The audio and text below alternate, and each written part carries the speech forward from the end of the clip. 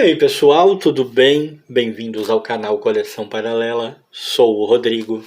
Este rapazinho aqui é o mestre do terror. Virei a câmera um pouquinho para mostrar melhor o meu amigo aqui. Ela tremeu toda. E hoje a gente vai falar desta edição aqui. Dark Horse apresenta da HQM. É uma edição de março de 2015. Quem assistiu o vídeo que já está aí no canal, em que eu mostro compras feitas na feira de verão, em janeiro de 2024, né, tá vendo ali quando eu adquiri essa edição, né, viu, né, quando eu adquiri essa edição, e que eu comento que adquiri por curiosidade, que naquele lote específico foi um lote do qual eu resolvi fazer algumas experimentações, comprar algumas coisas que quando eu tô mais focado, mais com ideia de material para ler mesmo e tal, eu não compro. Eu só compro quando eu tô mais interessado em experimentar, conhecer, porque eu sei que de certa maneira vai ser um material que talvez me seja menos palatável. É o caso de Dark Horse Apresenta. Eu não conhecia a publicação, eu não sabia nada sobre ela.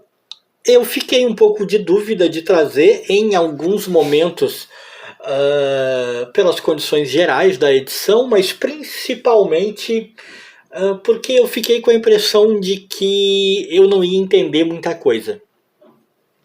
E vou dizer para vocês, gente, que a minha impressão estava correta, tá?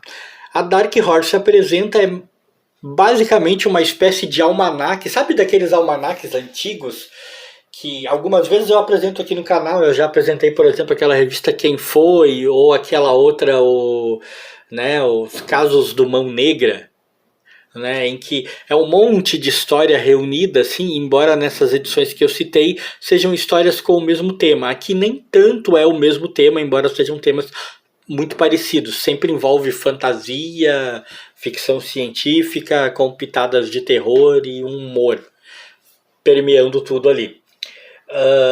Mas é bem isso, lembra exatamente isso, só que com uma diferença que é um problema para um cara que só conheceu a publicação agora e conheceu pelo número 4, porque este é o número 4.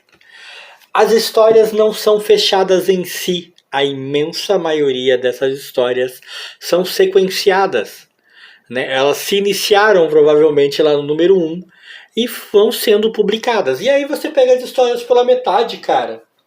E isso prejudica a tua leitura. Tem aqui um gigantesco número de colaboradores, de artista, né? Gente muito conhecida, tipo a Jill Thompson, né? Chuck Brown, né? Steve Niles, Ricardo Delgado, um monte de gente que eu conhecia e um monte de gente que eu não conhecia, né? E a arte e a pegada das histórias vai variando conforme o artista, tá? Conforme a ideia que cada um queria passar. As histórias não têm compromisso entre si, como eu disse, é uma amálgama, é uma reunião de histórias e vão de pegadas muito diferentes. A Jill Thompson, por exemplo, escreve uma história em que cães, gatos, enfim, animais em geral falam, pensam, e eles parecem ter como inimigos um duende aqui, né? Um goblin, na verdade. Isso aqui é um goblin. Né, e ele tenta pegar galinhas para comer e os cães e gatos da região querem impedir. É uma história de uma premissa bem bobinha, bem simplinha, se você parar para pensar, e muito satírica, muito humorística. É uma das poucas histórias que você não tem muito problema, tipo, a história é uma das poucas histórias fechadas em si, não é uma história seriada. Né, tem começo, meio e fim, você entende facilmente. Uma boa arte, uma ideia interessante, uma pegadinha. É bem a cara da Jill Thompson, né? Quem conhece o trabalho dela sabe como é. Aqui começam as histórias que já são sequenciadas, tá? Que se iniciaram lá, por exemplo, Maçã Podre, é o nome dessa história aqui. Esse já é o capítulo 3 dessa história. E aí, meu amigo, aí começam os problemas. A história parece interessante. Parece um Frankenstein de terno.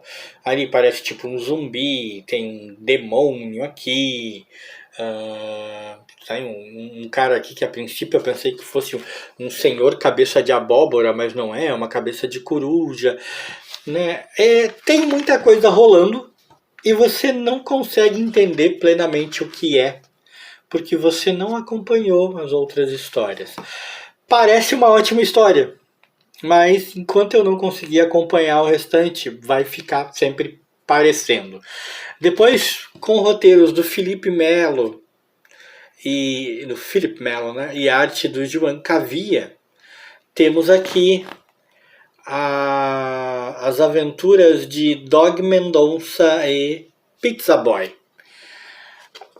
Igualmente, a história é sequenciada, ela começou na outra edição, provavelmente, né? Pelo menos é o que dá para entender aqui. E a coisa acaba ficando meio sem contexto, né? O nosso amigo Dog Mendonça tem esse nome porque aparentemente ele vira um lobisomem. O Pizza Boy e a personagemzinha que tá ali do lado, que seria um demônio, né? Pazul seria o nome dela, não tem outra participação a não ser ficar ali do lado. A história termina com continua. Tá contando a juventude do Dog Mendonça. Deixa a desejar por causa disso, tá? O curioso é que, caso alguém não saiba e tenha ficado pensando, é uma história feita por artistas portugueses, tá? Desenhista e escritor são portugueses, não são brasileiros não. O nome soa familiar, mas não são brasileiros. O número 13 também é o capítulo 3, ó. David Walker e Robert Love, né? Igualmente a mesma coisa. A história parece sem pé nem cabeça, né? Não dá para entender muita coisa, porque você já pega a trama meio esquisita e tal e não consegue compreender nada. Nada. Sabe quando você pega uma dessas histórias, ainda são histórias curtinhas, né? Isso dificulta. Quando você pega uma história como essa, que você não acompanhou o começo e não tem como ver o final, mas você lê e sai dela com a impressão de que é uma boa história, você gostaria de continuar acompanhando, isso ainda pelo menos tem uma certa gratificação, porque ela te incita a querer ler mais desse material. Eu não tive essa sensação com essa história aqui não, tá? Achei mó perdidona. Depois nós temos aqui Resident Alien. Esse é o capítulo 1. A história é pelo Peter Hogan e a arte por Steve Parkerhouse. E eu depois fiquei pensando, cara, eu acho que esse Steve Parkerhouse é o cara, não tenho certeza agora e não quis ir procurar para conferir por preguiça, mas eu acho que ele é o cara que aparece fazendo histórias secundárias naquelas edições que eu mostrei dos Simpsons publicados pela Abril, que ele publicava lá o Roosevelt. Eu fiquei com a impressão, a arte lembra muito, ó. E Alien, né, Bem-vindo à Terra, parte 1, parece contar a de um alienígena que caiu na Terra em algum momento e aparentemente usando alguma espécie de poder mental e tal, ele conseguiu se camuflar e viver entre os humanos até agora. Só que acontece um crime na cidade e ele, nessa camuflagem que ele criou, ele passou a ideia para as pessoas de que ele é médico e os caras vão lá querer a opinião médica dele e aí ele fica com medo de que a identidade dele esteja em perigo. Parece uma boa história. Gostaria de terminar de ler. Não tenho ideia quantos capítulos teve. Depois nós temos, ó, Crimes Macabros. Deixa eu ver se aqui, ó. Morra, morra, meu amor. Cara, esse é a parte 1. Então o negócio já começa meio esquisito, pelo menos pra mim. Porque se essa é a parte 1, mas não parece uma parte 1. Parece já a parte 2 ou 3, porque parece que muita coisa já se desenrolou. O que você compreende aqui é que esse cidadão acordou descobrindo que é zumbi agora, né? E que esse outro cidadão já era zumbi. E que eles meio que trabalham junto e que o cidadão que descobriu que agora é zumbi não tá feliz, né? Mas eu esqueci de falar aqui, tá? Que a história é pelo Steve Nyland e a arte pelo Christopher, né, Mitchell. E cara, você entende isso. Então parece ser uma pegada com muita fantasia, com pitadas de humor, né? Muita doideira. Olha esse cara aqui, a irmã dele mora na barriga dele. Chega a ser novidade, mas quem já assistiu aí coisas como Vingador do Futuro. Mas, velho, você parece que caiu de paraquedas no negócio e essa é a parte 1, imagina o resto. Eu fiquei curioso, me pegou pelo nonsense de parecer que já tinha começado. Enquanto que tá dizendo ali que tá começando agora. Depois nós temos aqui já a parte 4, o Marketman, que é uma história do Howard Chaykin e as coisas do Jesus Arbuto, né? A história e a arte é do Howard Chaykin. Mesma coisa, a parte 4 a gente caiu de paraquedas. É difícil saber, esse cara, esse gorduchinho aqui, ele é o quê? Uma espécie de agente secreto? Não dá para ter pistas muito claras disso lendo essa parte 4. Parece ser alguma coisa nesse sentido. É uma história bastante brutal, tá? Dá pra ver aqui, ó. É uma história bastante brutal. E me deixou, assim, com aquela vontade de conhecer mais o material. Teve continuação ainda, né? Essa é a parte 4, mas continua. Me interessou. Depois nós temos a Era dos Répteis, o Corpo. A história e arte é pelo Ricardo Delgado. Cara, é a história mais fraca da edição, né? E não é por ser uma história sem fala, né? Por sem balões de fala, nem nada. É muito bem desenhada, muito bonita, tem um colorido vibrante, mas, velho, sabe? Nada a ver. Não achei interessante, não com... E é uma história fechada, né? Curioso, tem histórias aqui que não são fechadas que eu gostei mais. E aí a última história da edição, né? Uma das últimas histórias da edição, na verdade, é feita Finder, o Quarto Mundo, é a história e arte por Carla Speed McNeil. Não conheço a artista, tá? Mas eu gostei muito da arte, eu gostei muito do desenho que é dela, eu achei muito maneiro. E o pouco que eu pude pegar da história me deu vontade de ter acompanhado o início e para poder entender o final, tá?